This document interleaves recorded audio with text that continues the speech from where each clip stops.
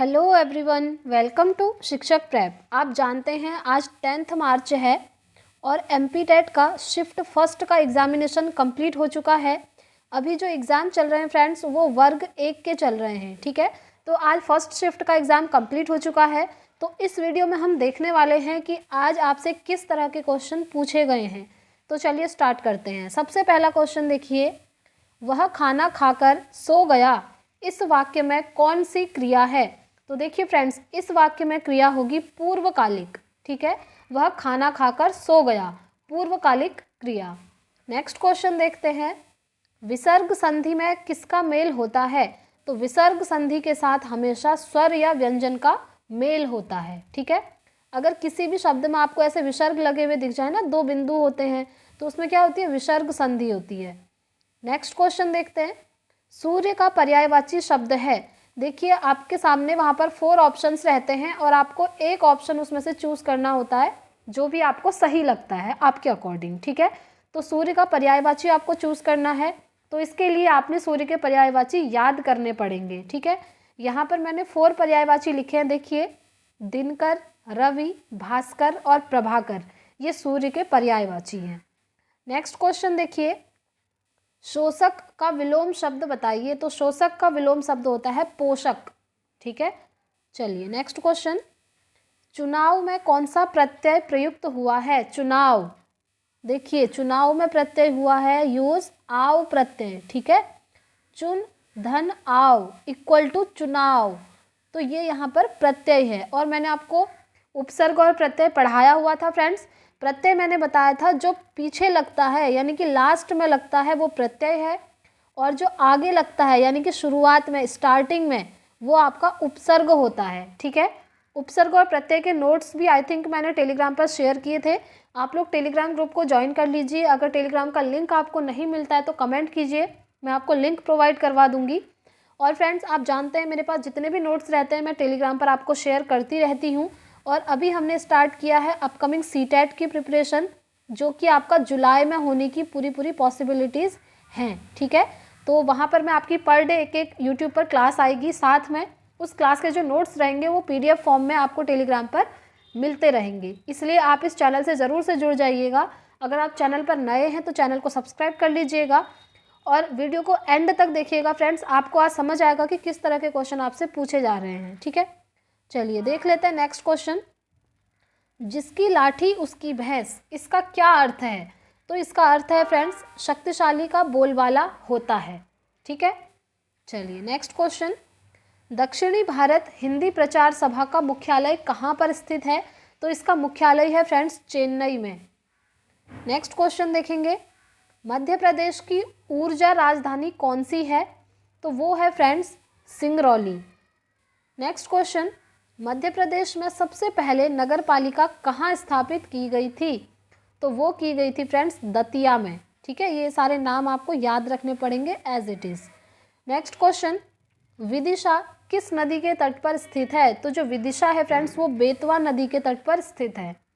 Next question, Mahatma Gandhi किस वर्ष कांग्रेस के अध्यक्ष बने थे। तो 1924 में बने थे, ठीक है, कांग्रेस के अध्यक्ष। चलिए नेक्स्ट क्वेश्चन, सापेक्षता का सिद्धांत किसने विकसित किया था। देखिए ये साइंस का क्वेश्चन है, तो जो सापेक्षता का सिद्धांत है वो एल्बर्ट आइंस्टाइन ने जो है विकसित किया था। आइंस्टाइन को आप आइंस्टीन भी बोल सकते हैं, ठीक है। चलिए नेक्स्ट क्वेश्चन, पेडागोजी, पियाजे के अनुसार विशिष्ट मनोवैज्ञानिक संरचनाएं अनुभव से ही अर्थ निकालने के व्यवस्थित तरीके को क्या कहा जाता है। तो फ्रेंड्स इसको कहा जाता है स्कीमा, ठीक है। आपने पढ़ा होगा पियाजे की थ्योरी में, मैंने भी आपको ऑलरेडी पढ़ाया हुआ है। इसकी बात करते हैं जीन पियाजे। स्कीमा मतलब होता है पॉकेट्स ऑफ इंफॉर्मेशन या फिर पॉकेट्स ऑफ नॉलेज, ठीक है। ये देखिए कहने का मतलब है, आप मान लीजिए ये जो कवर आपको दिख रहा है बाहर का, ये आपका ब्रेन है यानी कि आपका दिमाग है, और इसके अंदर ये जो छोटे छोटे पॉइंट्स मैंने बनाए हैं ये है नॉलेज, ठीक है। तो बेसिकली स्कीमा मतलब ये होता है, जो आपका ब्रेन होता है, आपका दिमाग होता है, वहाँ पर हर चीज़ का स्कीमा बना हुआ है। स्कीमा कहने का मतलब है जैसे आप अभी ये वीडियो देख रहे हैं, ठीक है। तो आपके दिमाग में एक स्कीमा बन रहा है कि अच्छा आज के पेपर में इस टाइप के क्वेश्चन पूछे गए हैं, पेडागोजी सेक्शन से ये पूछा गया है, साइंस से ये क्वेश्चन बने हैं, हिंदी वाले पोर्शन से ये क्वेश्चन बने हैं, ठीक है। तो इस तरह से आपने क्या किया, कैटेगरी में डिवाइड किया और अपने ब्रेन के अंदर अपने दिमाग में फिट कर लिया, ठीक है, एक स्कीमा बना लिया पेपर का। तो इसी तरह से हमारे दिमाग में हर चीज़ का स्कीमा बना होता है। जैसे आप किसी व्यक्ति को देखते होंगे, आप उनसे कन्वर्सेशन करते हैं, उसके बाद जब वो व्यक्ति चला जाता है आपके सामने से, तो आपके दिमाग में स्कीमा बनता है कि इसका बिहेवियर, इसका नेचर इस तरह का है ना। तो एक स्कीमा बना लिया आपने उस व्यक्ति के बारे में अपने दिमाग में। तो यही होता है आपका स्कीमा, और इसकी बात करते हैं जीन पियाजे, ठीक है। आई होप आप ये समझ गए होंगे। अगर कोई भी क्वेरी रहती है फ्रेंड्स तो आप मुझसे कमेंट बॉक्स में पूछ सकते हैं, मैं आपको रिप्लाई ज़रूर करूँगी, ठीक है। चलिए नेक्स्ट क्वेश्चन, किस चरण में बच्चों में संरक्षण का सिद्धांत विकसित होता है? संरक्षण यानी कि कंजर्वेशन, ये भी मैंने आपको पियाजे की थियोरी में पढ़ाया हुआ था। कंजर्वेशन 3 चीज़ें आती हैं बेसिकली, जिसे हम कहते हैं CCS, ऐसे करके मैंने आपको याद करवाया था जब हमने CTET की प्रिपरेशन करी थी, ठीक है। C फॉर कंजर्वेशन, जिसे संरक्षण कहते हैं। दूसरा आता है C फॉर क्लासिफिकेशन, जिसे हम वर्गीकरण कहते हैं। और तीसरा आता है S फॉर सीरिएशन, जिसे हम कहते हैं एक सीरीज़ में लगाना, आरोही क्रम में लगाना। तो ये 3 चीज़ें जो हैं बच्चों के अंदर विकसित होती हैं मूर्त संक्रियात्मक की अवस्था में, यानी कि कॉन्क्रीट ऑपरेशनल की स्टेज में, ठीक है। ये आप ध्यान रखेंगे, कॉन्क्रीट ऑपरेशनल की स्टेज में ये चीज़ें बच्चों के अंदर आती हैं। अब देखिए, पियाजे ने बेसिकली 4 स्टेप बताए थे डेवलपमेंट के, S, P, C और F। ये जो C है यही है कॉन्क्रीट ऑपरेशनल स्टेज, जिसे हिंदी में बोलते हैं मूर्त संक्रियात्मक अवस्था। और इस स्टेज में बच्चे के अंदर CCS इसके गुण आते हैं, ठीक है। और ये क्या होता है मैंने आपको थोड़ा बहुत बता दिया है। अभी हम CTET की प्रिपरेशन कर रहे हैं तो नए तरीके से ये सारी थ्योरीज मैं आपको करवाने वाली हूँ। तो वो वीडियोज़ ना CTET वाली MPTET में भी हेल्प करेंगी आपको, UPTET में भी हेल्प करेंगी, सुपर टेट है, KVS है, DSSS भी है, सारे एग्ज़ाम्स जहाँ भी पेडागोजी पूछी जाती है उन सभी में वो हेल्प करेगी। तो प्लीज़ आप चैनल को सब्सक्राइब कर लीजिए, कल से वीडियोज़ आएंगी, आप उन्हें ज़रूर देखिएगा फ्रेंड्स, आपकी अंडरस्टैंडिंग बहुत बेहतर हो जाएगी, ठीक है। बेसिकली इन्हें भी बता देती हूँ। पहला S for sensory motor, P for pre operational, C for concrete operational, जो हमने ये अभी पढ़ा है जस्ट, एंड F फॉर होता है फॉर्मल ऑपरेशनल। तो जीन पियाजे ने विकास के ये 4 चरण बताए हुए थे, ठीक है। इन सभी की अलग अलग कैरेक्टरिस्टिक्स होती हैं, इनके बारे में हम इस वीडियो में बात नहीं करेंगे फ्रेंड्स। इस वीडियो में हम सिर्फ क्वेश्चन पर अभी फोकस करेंगे, राइट। चलिए नेक्स्ट क्वेश्चन देखेंगे। शिक्षक बच्चों की जटिल अवधारणाओं की समझ को किस प्रकार सहज कर सकते हैं? तो इसका करेक्ट आंसर होगा अन्वेषण एवं परिचर्चा के लिए अवसर उपलब्ध करा करके, ठीक है। बच्चों को ज़्यादा से ज़्यादा अवसर उपलब्ध कराने हैं, अपॉर्चुनिटीज़ देनी है। चलिए नेक्स्ट क्वेश्चन, हम सभी अपनी बुद्धि, प्रेरणा, अभिरुचि आदि के संदर्भ में भिन्न होते हैं, यह सिद्धांत किससे संबंधित है? तो यह सिद्धांत है फ्रेंड्स वैयक्तिक भिन्नता से संबंध, यानी कि इंडिविजुअल डिफरेंसेस। देखिए, हर व्यक्ति की जो बुद्धि होती है, इंटेलिजेंस होती है, वो अलग होती है। प्रेरणा, मोटिवेशन अलग मिलता है हर किसी को।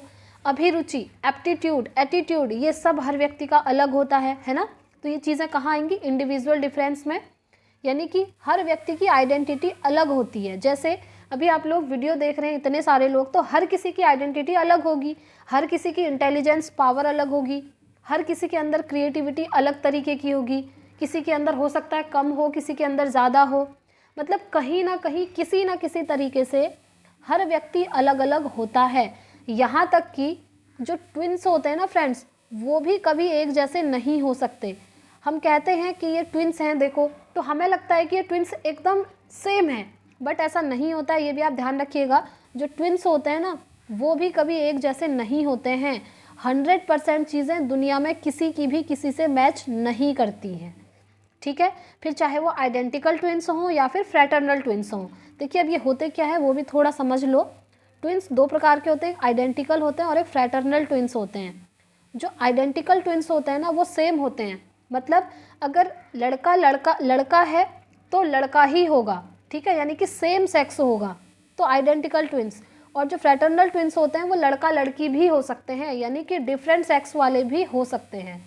ये भी आपको पता होना चाहिए।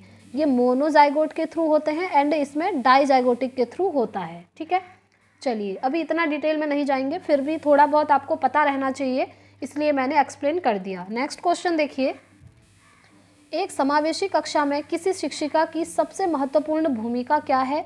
तो वो है फ्रेंड्स ये सुनिश्चित करना कि प्रत्येक बच्चे को अपनी संभावना प्राप्त करने का अवसर मिले। ठीक है, चलिए नेक्स्ट क्वेश्चन देखेंगे, किस प्रकार के बच्चों की शिक्षा हेतु सांकेतिक भाषा का प्रयोग किया जाता है? मूक बधिर बच्चे, ठीक है, उन्हें संकेत से पढ़ाया जाता है, यानी कि इंग्लिश में बोलते हैं इसको साइन लैंग्वेज। साइन लैंग्वेज के थ्रू आपने भी देखा होगा, जो लोग बोल नहीं पाते हैं, ज़्यादा सुन भी नहीं पाते हैं, तो उनके लिए हम कैसे बोलते हैं? साइन लैंग्वेज का यूज़ करते हैं, संकेतों के थ्रू। या तो आपके हाथ के एक्शंस रहेंगे या फिर अपने फेस का कोई ऐसा एक्सप्रेशन आप शो करेंगे, है ना, तो वो होती है साइन लैंग्वेज। चलिए नेक्स्ट क्वेश्चन देखेंगे, एक बच्चा बल्लेबाजी के लिए अपनी बारी का इंतज़ार नहीं कर सकता और अक्सर मैदान पर दौड़ता है, जबकि कोई पहले से ही बल्लेबाजी कर रहा होता है। बच्चा किस समस्या से जूझ रहा होगा? तो ये होगा फ्रेंड्स ध्यानाभाव, यानी कि ध्यान का अभाव, एंड अति सक्रियता विकार, मतलब बहुत ज़्यादा एक्टिव है वो बच्चा, उससे वेट नहीं हो पा रहा है, कहने का मतलब ये है। ठीक है, चलिए नेक्स्ट क्वेश्चन, सृजनात्मक विद्यार्थी वह है जो, आंसर है पार्श्व चिंतन और समस्या समाधान में अच्छा हो। ठीक है, क्रिएटिव चाइल्ड। देखिए आप लोग मेरी आने वाली सीटेट की क्लासेस ज़रूर देखिएगा, हो सके तो सीडीपी की तो ज़रूर से देखिएगा फ्रेंड्स, क्योंकि वहाँ पर मैं आपको हर एक टॉपिक एक्सप्लेन करके पढ़ाऊँगी। जैसे क्रिएटिविटी है ना, सृजनात्मक, तो सृजनात्मक विद्यार्थी के क्या क्या लक्षण हो सकते हैं बताइए? वो लक्षण होते हैं आपके, आपको याद करना पड़ेगा, FFOE, फफोई करके मैं आपको याद करवाऊँगी। हर चीज़ मैं आपको न्यूमोनिक से याद करवाऊँगी फ्रेंड्स, ये आपके लिए बहुत ईजी रहेगा याद करना। जैसे फफोई, fluency, flexibility, originality and elaboration, ये 4 गुण होते हैं सृजनात्मक शिक्षार्थी के। ठीक है, तो आप वो क्लासेस ज़रूर देखिएगा, वो आपको काफ़ी हेल्प करेंगी। नेक्स्ट क्वेश्चन, अधिगम का सबसे उपयुक्त कार्य बताइए? तो वो होता है फ्रेंड्स व्यवहार को परिवर्तित करना। नेक्स्ट क्वेश्चन, सीखने की वह अवधि जब सीखने की प्रक्रिया में कोई उन्नति नहीं होती, वो क्या कहलाती है? तो वो कहलाता है फ्रेंड्स सीखने का पठार। ठीक है, ये जो सीखने के पठार है ना, इनको भी हम पढ़ने वाले हैं, लर्निंग और लर्निंग कर्व के अंदर वो टॉपिक्स आएंगे। ठीक है, तो इस वीडियो में इतना ही रखते हैं फ्रेंड्स। आई होप आपके लिए वीडियो हेल्पफुल रही होगी। पसंद आई है तो प्लीज़ वीडियो को लाइक एंड शेयर कर दीजिएगा, चैनल को सब्सक्राइब कर लीजिएगा, ताकि इंपॉर्टेंट वीडियोज़ की नोटिफिकेशंस आपको मिलती रहें। इस वीडियो में हम इतना ही रखते हैं, अब मिलते हैं फ्रेंड्स नेक्स्ट वीडियो में। तब तक के लिए thank you, bye bye, take care, all the very best.